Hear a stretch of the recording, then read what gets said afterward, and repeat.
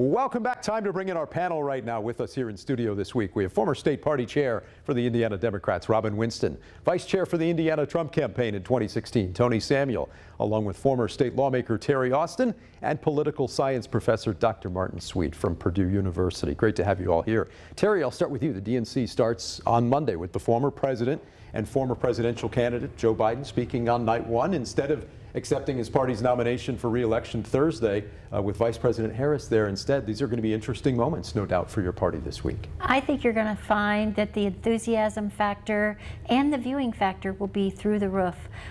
People are really excited. They're looking forward to this convention. They're having convention watch parties in homes, and I think it's just a sign of what's yet to come. Martin, what are you expecting from the convention this week? You know, all year we've heard, could there be protesters there, but now, after everything that's happened, will we see a fairly united party, and will the Harris campaign be able to keep this momentum going? Yeah, I actually think this convention week is crucial for the Democrats and really effectively could make or break Harris's chances to win.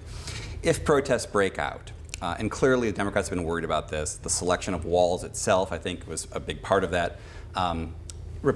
Harris replacing Biden minimizes it somewhat, but we'll see if the far left is really mollified or if they're going to come out in force. And if there's violence in Chicago, that really could be essentially electing Donald Trump. We'll see what happens. Tony, what's your response to that, and what's your party watching for here in the days ahead? Well, to me, it's just fascinating that they're getting away with this. Kamala Harris is going to be the nominee, but she didn't get any votes throughout the whole primary. Biden was the nominee. He was the president, and then they ousted him because he couldn't win. And now they're kind of rebranding Kamala. Most folks, I think, will realize that she was a failure in California, a failure as a senator and as vice president. Now she's trying to change her tune, and you'll see that at the convention as well. She's sounding trying to sound more appealing to the general electorate, but I think voters are smart, and they will realize, they will look at the record. She can't distance herself from Joe Biden and try to repackage herself at the same time saying, and there's all kinds of clips of her saying that Bidenomics was, working and all of that, and now it's coming back to haunt her. Robin, you'll be there at the convention in Chicago. In your view, what kind of week is this going to be for your party? It's going to be a week that points out that inflation's at an all-time low, that our economy is booming, that anybody that looks at their Dow Jones would see it's over 40,000 points. That's considerably higher than it was under Donald Trump.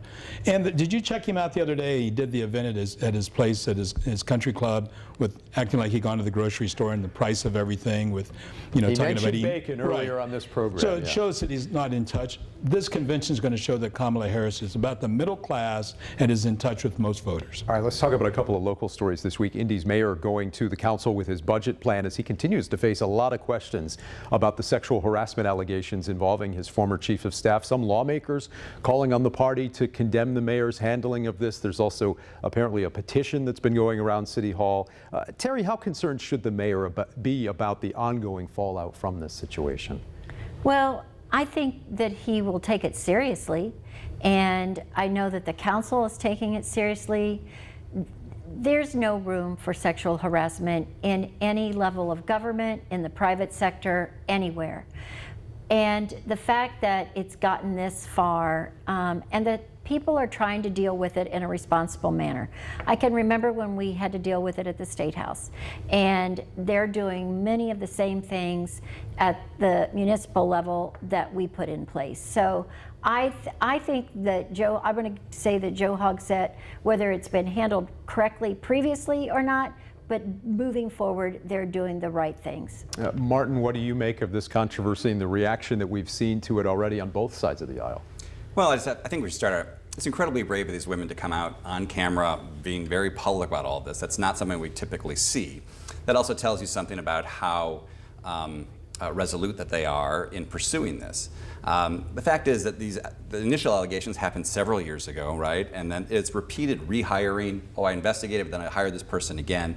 It's that kind of stuff that's really, I think, problematic for the mayor. Okay, we're also talking about property taxes this week. Jennifer McCormick putting out her plan on taxes, a topic the candidates for lieutenant governor also talked about in their debate this week. And Tony, this continues to be a big issue, it seems, on the campaign trail this year. Yeah, but I think the Republicans have it right. They cast a vision. Mike Braun and Micah Beckwith cast a vision. Micah Veronica talked about it really well at that Lieutenant Governor's debate.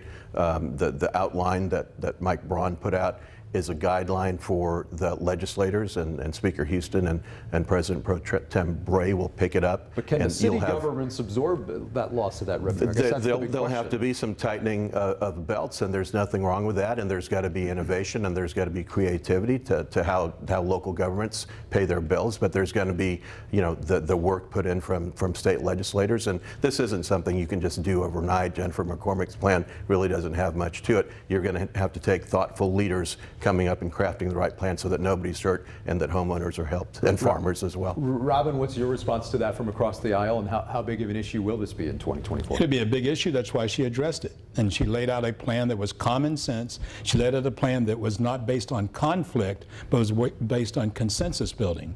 This plan came as a bipartisan effort of legislation that's already been introduced in the General Assembly, Dan. This has already been weighed, already been vetted. The people that put together the plan, some of the best minds in Indiana in government finance. What we've had too long is state government sits and eats a nice steak, and you give them a peanut butter sandwich at the local level. That's not how government should work. We've got to work together for both our cities and towns along with state government, and that's what our plan proposes. Is it going to be these bread and butter issues that matter most to voters in 2024? Or, obviously national political issues always seem to filter into these state and local races as well. Right. The old adage used to be that all politics is local. In many ways, though, we've seen even local city council races nationalizing, right? Sure. Some of the protests that Hogsett received were about a ceasefire in Gaza, as if Mayor Hogsett has any control there whatsoever, right? The nationalization of issues, I think, sort of pretends that these property tax things, which affect everybody's lives, it's not always how we decide elections. A topic you guys talked about at the State House for many years, too, no doubt. Of course, we'll have the candidates for governor here in our studios for that debate coming up October 2nd as well. All right, coming up next, the economic impact of another major sporting event and a new tech plant coming to Indiana right after this.